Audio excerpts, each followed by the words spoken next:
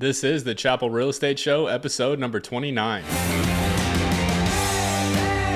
Welcome to the Chappell Real Estate Show, your source for the latest real estate information so you can buy, sell, and invest with the best in Texas.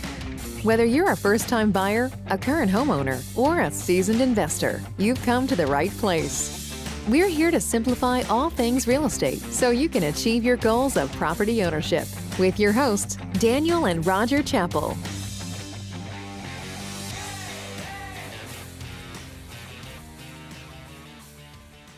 What's up, listeners, and thank you guys for tuning into the Chappell Real Estate Show, your source for the latest real estate information so that you can learn how to buy, sell, and invest with the best. I hope you guys have had a fantastic week. I know we have. You've got your hosts, Daniel Chappell and Roger Chappell, joining you today. How's it going today, Dad? It's going great. How's everybody doing? Oh, we are doing fantastic. This week, we had a little bit of a development. So as most of you have probably heard, the eviction moratorium has been extended by the CDC for 2 more months. So an additional 60-day extension has been filed. So we wanted to put out a quick little podcast and video for you guys so that y'all could understand what does that mean for you as a renter, as a landlord, wherever you fall into this situation. We want to address whatever questions you may have. So today, that is going to be what we're talking about, the eviction moratorium that was just extended. Dad, let's go ahead and kick things off. Do you have a Chappell Chuck for our listeners today? For today's Chappell Chunk, I just want to let our listeners know, do your own research and be wise about the websites that you choose to get your research from. So when Daniel and I do our research, we actually try to go directly to the sources and try to find those sources. We don't just go to somebody talking about it. So, for example, the information you're going to get today, we found from the CDC website. So we're getting answers directly from the source itself and not filtered through some media outlet or anything along those lines. We're doing our best to try to pass on the information to you. You do with the information what you deem is necessary. In the meantime, we're just going to provide the information to you. So again, the Chappell Chunk, I think, is do your own research and make sure that you're looking at some valuable sources and not just the news media. Yeah, that's definitely, I would say that's great advice in just about any avenue when you're looking into anything. So that's a really great tip for our listeners today. All right, so Dad, let's get things started by addressing what exactly is an eviction moratorium. So we've mentioned it before in some of our previous episodes, but for any of our listeners who are just tuning in and just heard of the eviction moratorium, what is it, what does it mean, and who is it for? Well, the eviction moratorium is literally, it's kind of like putting a pause on evictions for people who were directly affected by COVID and were unable to either maintain gainful employment, make their rent payments due to loss of employment. The moratorium prevented landlords from being able to evict folks for lack of payment on their rent due to the COVID-19 pandemic. So that's kind of where we're at with the moratorium. So it was due to expire, wasn't it July 31st, Daniel? Yeah, Dad, you are correct. It did expire on July 31st, but it was August 3rd when it was actually extended. The CDC extended it for another 60 days beginning August 3rd through October 3rd. But it's not everybody actually qualifies for that. So that doesn't mean just because you didn't make your payment or you couldn't make your payment or you were directly impacted by COVID-19 and lost your employment that you automatically qualify. That's not the case. So there are some guidelines that must be followed in order for one to qualify.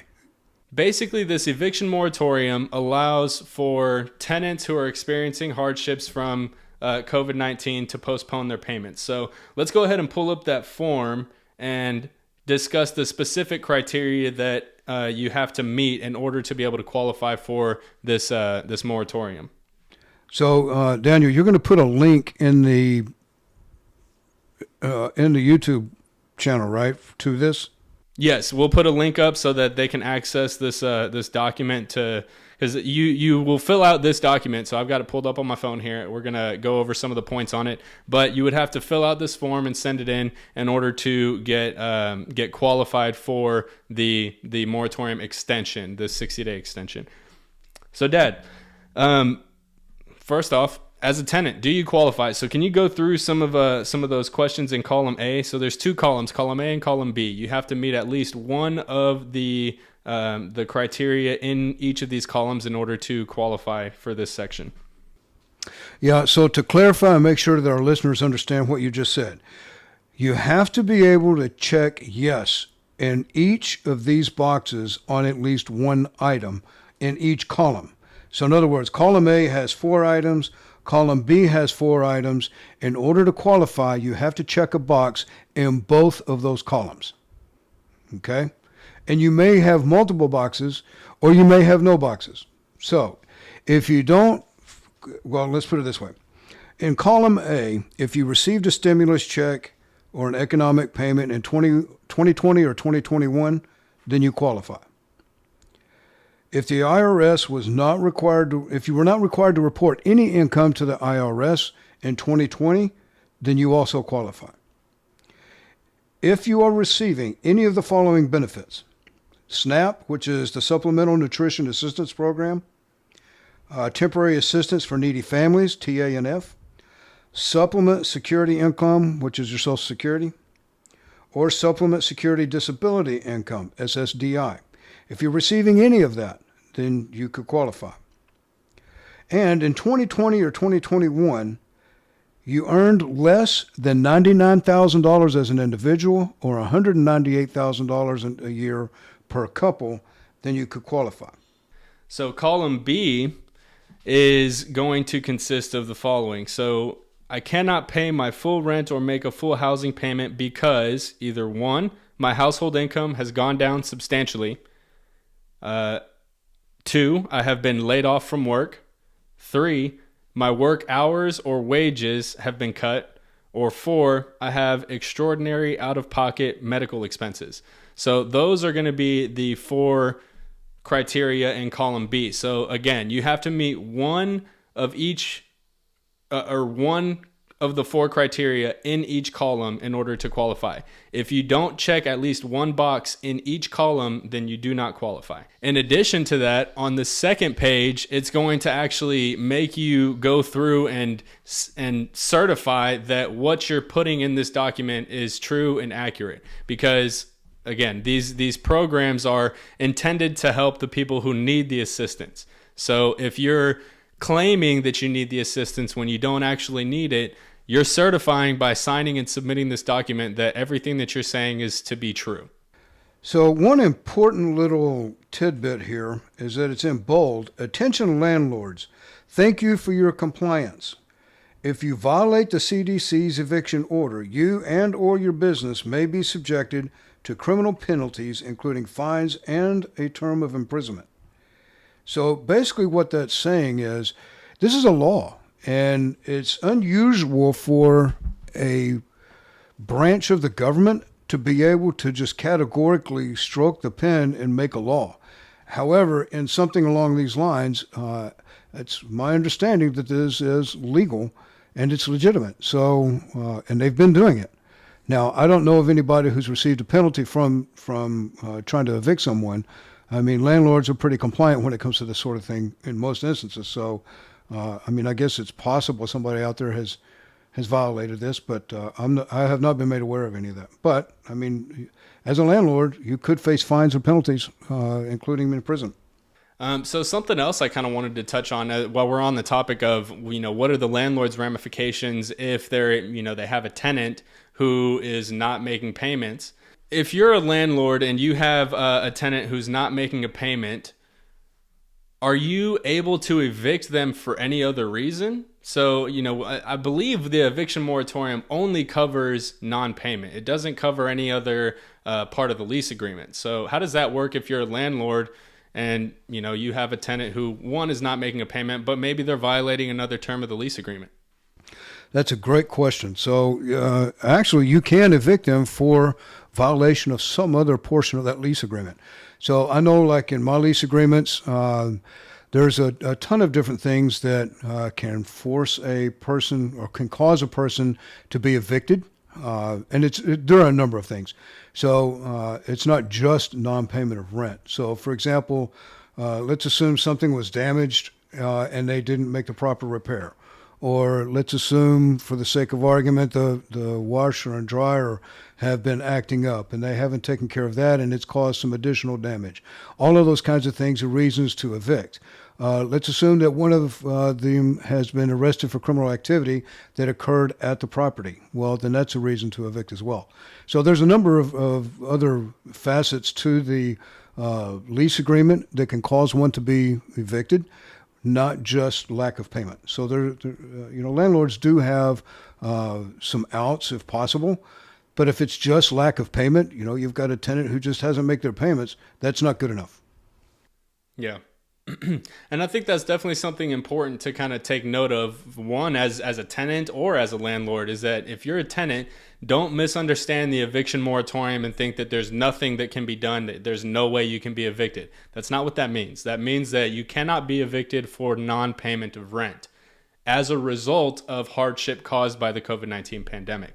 So it's very specific as to what you have to do to be able to qualify for that assistance.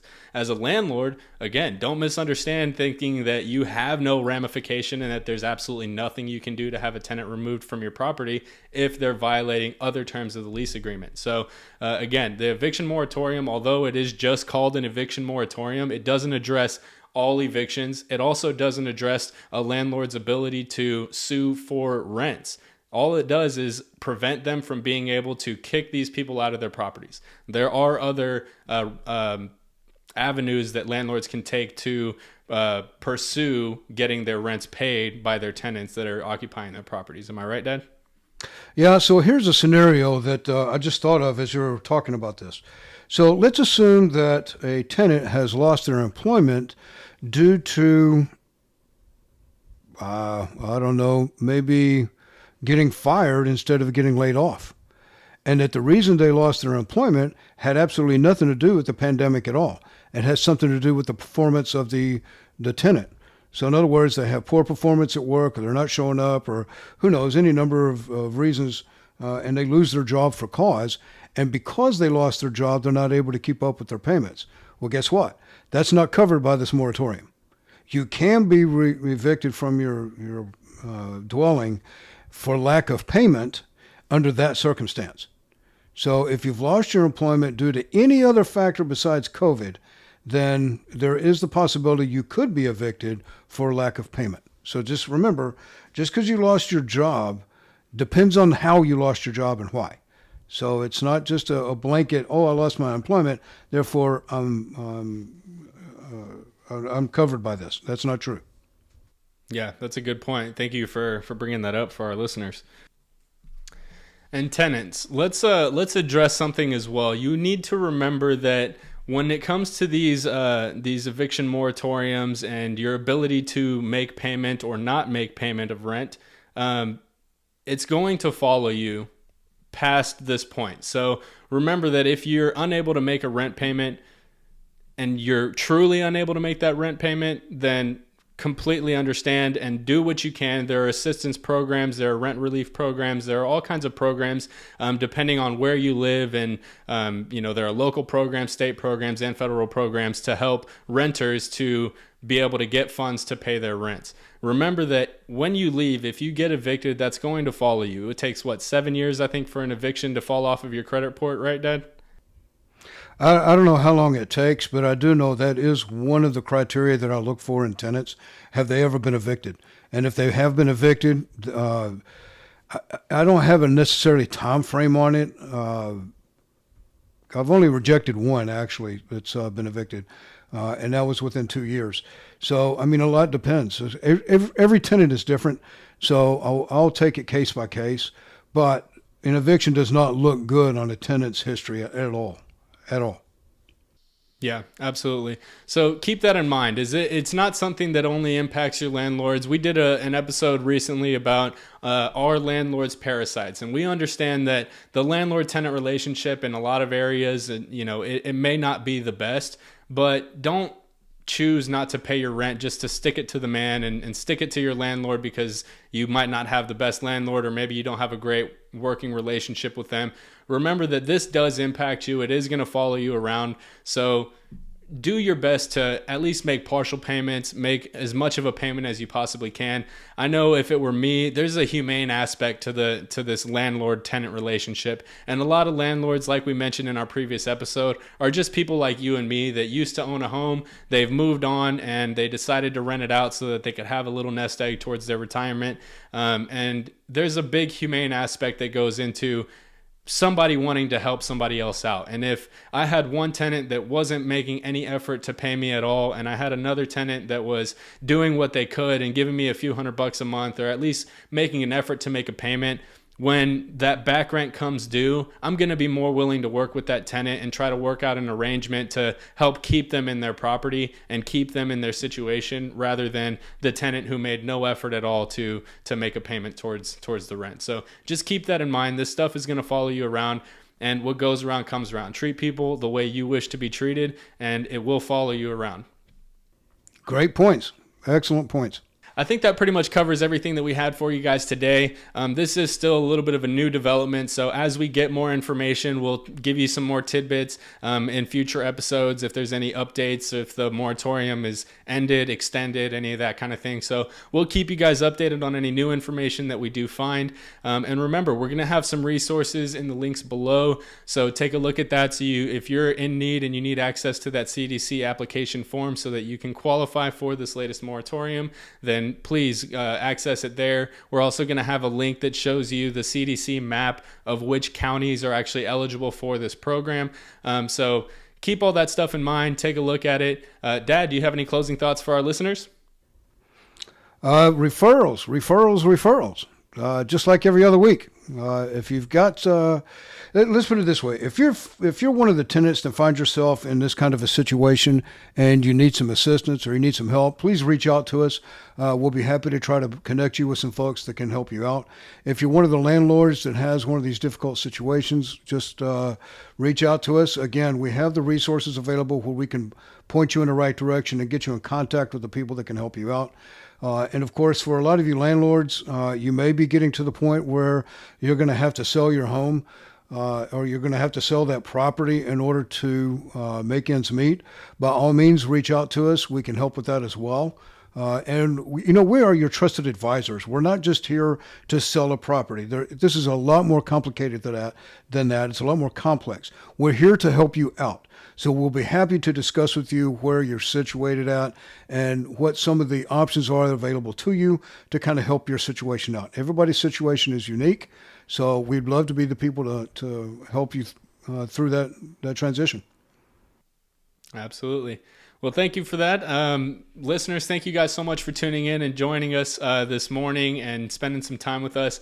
As always, we absolutely enjoy this time with every single one of you, and we really appreciate you taking the time to listen to our show and to share it with your friends and family. So please leave your comments, likes, reviews, and let us know what we can do for you. Let us know how we can better assist you and provide better content for you guys. So let us know what you want to hear about, and we will see you guys on next week's episode. Y'all take care and have a great week.